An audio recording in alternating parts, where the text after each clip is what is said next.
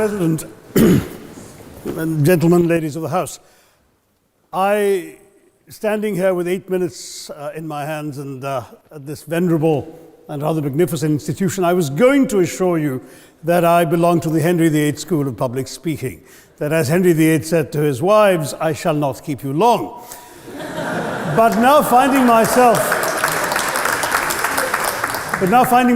the seventh speaker out of 8 in what must already seem a rather long evening to you, I rather feel like Henry VIII's last wife. I more or less know what's expected of me, but I'm not sure how to do it any differently.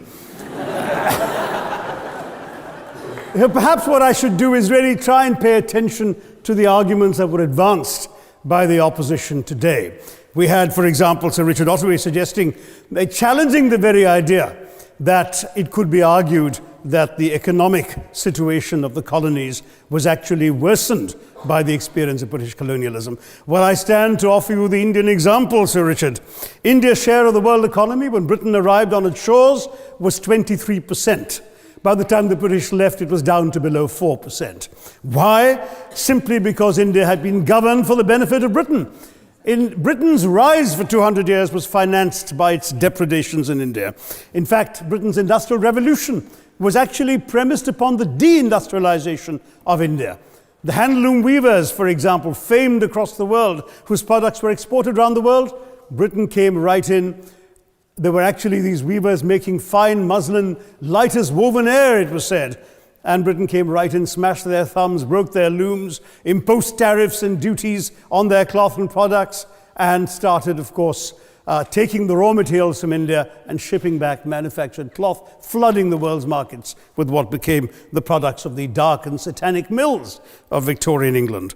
That meant that the weavers in India became beggars, and India went from being a world-famous exporter of finished cloth into an importer, went from having 27% of world trade to less than 2%. Meanwhile, colonialists like Robert Clive bought their rotten boroughs in England on the proceeds of their loot in India, while taking the Hindi word loot into their dictionaries as well as their habits.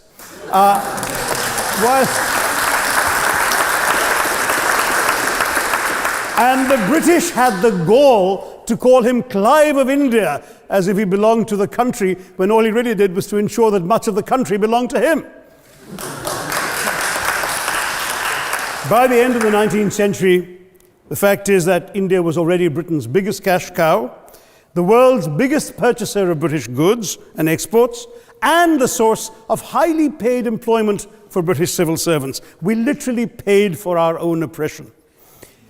And as has been pointed out, the wealthy Victorian British families that made their money out of the slave economy, 1/5 of the elites of the wealthy class in Britain in the 19th century owed their money to transporting 3 million Africans across the waters.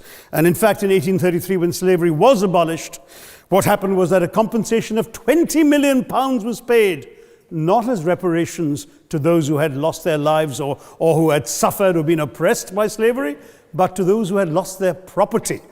I was struck by the fact that your Wi-Fi password at this union commemorates the name of Mr. Gladstone, the great liberal hero. Well, I'm sorry, his family was one of those who benefited from this compensation. Staying with India, between 15 and 29 million Indians died of starvation in British-induced famines. The most famous example, of course, was the Great Bengal Famine during the Second World War, when 4 million people died because Winston Churchill, deliberately as a matter of written minuted policy, proceeded to divert essential supplies from civilians in Bengal to sturdy Tommies and Europeans as reserve stockpiles. He said that the starvation of anyway underfed Bengalis mattered much less than that of sturdy Greeks. This is Churchill's actual quote. And when conscience-stricken British officials wrote to him, pointing out that people were dying because of this decision, he peevishly wrote in the margins of the file, "Why hasn't Gandhi died yet?"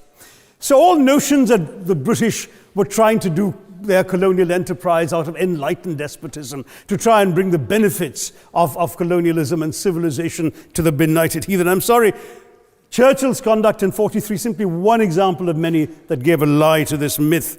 As others have said on the proposition, Violence and racism were the reality of the colonial experience. And no wonder that the sun never set on the British Empire, because even God couldn't trust the English in the dark. Let me take World War I as a very concrete example, since the first speaker, Mr. Lee, suggested these things couldn't be quantified. Well, let me quantify World War I for you. Again, I'm sorry, from an Indian perspective, others have spoken of other countries. 1/6 of all the British forces that fought in the war were Indian. 54,000 Indians actually lost their lives in that war. 65,000 were wounded. Another 4,000 remained missing or in prison. Indian taxpayers had to cough up £100 million in that time's money. India supplied 70 million rounds of ammunition, 600,000 rifles and machine guns, 42 million garments were stitched and sent out of India, and 1.3 million Indian personnel served in this war. I know all this because, of course, the commemoration of the centenary has just taken place. But not just that, India had to supply 173,000 animals, 370 million tons of supplies, and in the end, the total value of everything that was taken out of India, India, by the way, suffering from recession at that time and poverty and hunger, was, in today's money, £8 billion. You want quantification? It's available. Second World War, it was even worse, 2.5 million Indians in uniform. I won't belabor the point, but of Britain's total war debt of £3 billion, in 1945 money, 1.25 billion was owed to India and never actually paid. Somebody mentioned Scotland. Well, the fact is that colonialism actually cemented your union with Scotland. You know, the Scots had actually tried to send colonies out before 1707. They'd all failed, I'm sorry to say. But then, of course, came union, and India was available, and there you had a disproportionate employment of Scots. I'm sorry, Mr. Mackenzie has to speak after me. Engaged in this colonial enterprise as soldiers, as merchants, as agents, as employees, and the earnings from India is what brought prosperity to Scotland, even pulled Scotland out of poverty. Now that India is no longer there, no wonder the bonds are loosening. Now, we've heard other arguments on this side. There's been a mention of the railways. Well, let me tell you, first of all, as my colleague, the Jamaican High Commissioner, has pointed out, railways and roads were really built to serve British interests and not those of the local people. But I might add that many countries have built railways and roads without having had to be colonized in order to do so.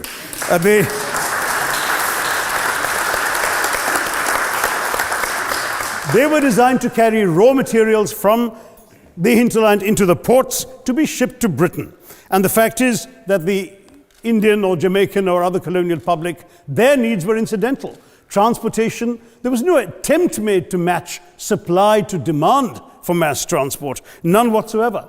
Instead, in fact, the Indian railways were built with massive incentives offered by Britain to British investors, guaranteed out of Indian taxes paid by Indians, with the result that you actually had 1 mile of Indian railway costing twice what it cost to build the same mile in Canada or Australia, because there was so much money being paid in extravagant returns. Britain made all the profits, controlled the technology, supplied all the equipment, and absolutely all these benefits came as private enterprise, British private enterprise, at public risk, Indian public risk. That was the railways as an accomplishment. We're hearing about aid. I think it was again Sir Richard Ottaway who mentioned British aid to India. Well, let me just point out that British aid to India is about 0.4% of India's GDP.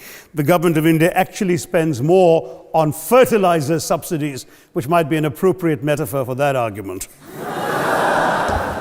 If I may point out as well,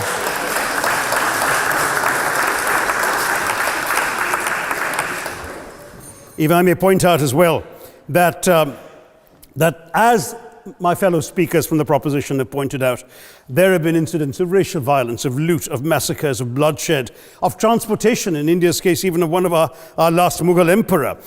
Yes, maybe today's Britons are not responsible for some of these depredations, but the same speakers have pointed with pride to their foreign aid. You're not responsible for the people starving in Somalia, but you give them aid. Surely the principle of reparations for the wrongs that have been done cannot be denied. It's been pointed out, for example, the dehumanization of Africans in the Caribbean, the massive psychological damage that has been done, the undermining of social traditions, of property rights, of the authority structures of these societies, all in the interests of British colonialism.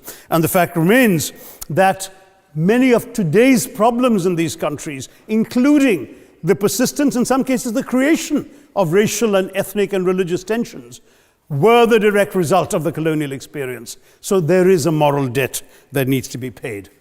Someone challenged reparations elsewhere. Well, I'm sorry, Germany doesn't just give reparations to Israel. It also gave reparations to Poland. Perhaps some of the speakers here are too young to remember the dramatic picture of Chancellor Willy Brandt on his knees in the Warsaw Ghetto in 1970. And there are other examples. There is Italy's reparations to Libya. There's Japan's to Korea.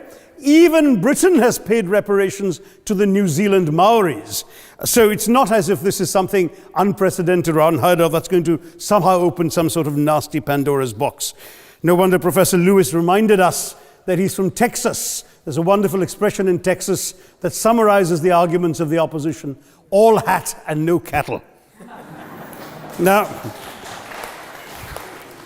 if I can just quickly look through the other notes I was scribbling while they were speaking, there was reference to democracy and rule of law. Let me say with the greatest possible respect, it's a bit rich to oppress, enslave, kill, torture, maim people for 200 years and then celebrate the fact that they're democratic at the end of it.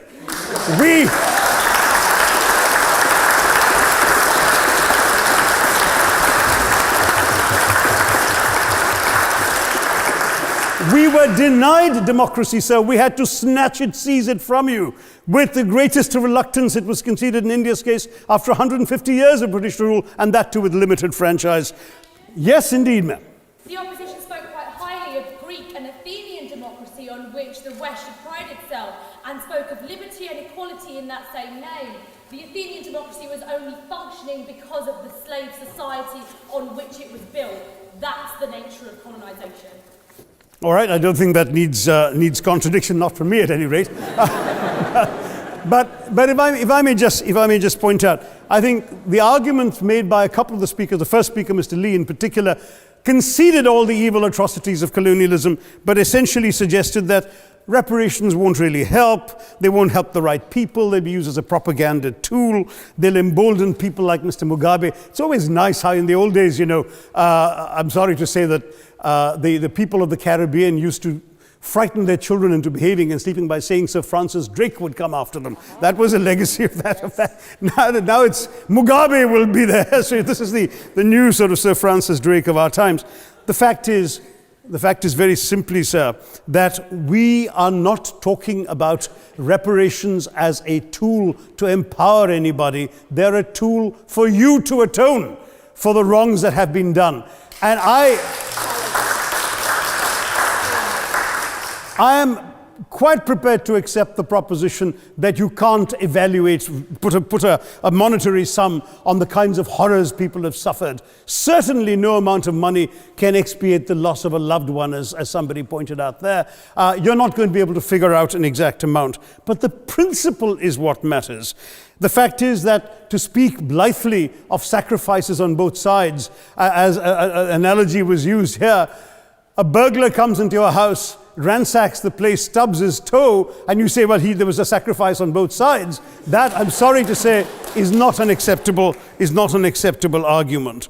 The truth is that we are not arguing specifically that vast sums of money need to be paid. The proposition before this House is the principle of owing reparations, not the fine points of how much is owed, to whom it should be paid. The question is there a debt? Does Britain owe reparations?